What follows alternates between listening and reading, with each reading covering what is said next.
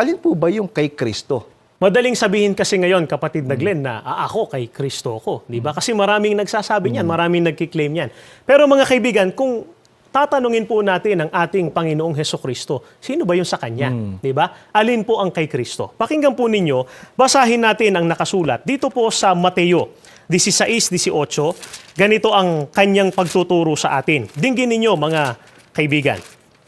At sinasabi ko naman sa iyo na ikaw ay Pedro, at sa ibabaw ng batong ito ay itatayo ko ang aking iglesia. Mga kaibigan, maliwanag po ang banggit ng ating Panginoong Hesukristo dito. Tungkol sa kung sino yung sa Kanya.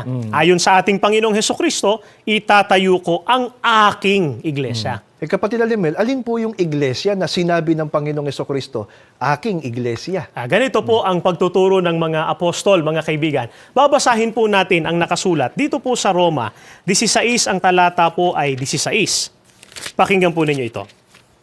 Magbatian kayo ng banal na halik. Lahat ng iglesia ni Kristo ay bumabati sa inyo. Kaya mga kaibigan, napakaliwanag po mula po sa pagtuturo ng Biblia na ang iglesyang kay Kristo walang iba kundi ang iglesia ni Kristo. Kaya mga kaibigan, habang tayo po may buhay pa, humihinga pa tayo, di ba? Habang tayo po ay may lakas, tiyakin po natin na mapaghandaan po natin ang pagbabalik ng atin pong Panginoong Hesukristo sa paraang nasa loob tayo ng Iglesia ni Kristo. Nang sa gayon po, mga kaibigan, makasama tayo sa unang pagkabuhay na mag-uli.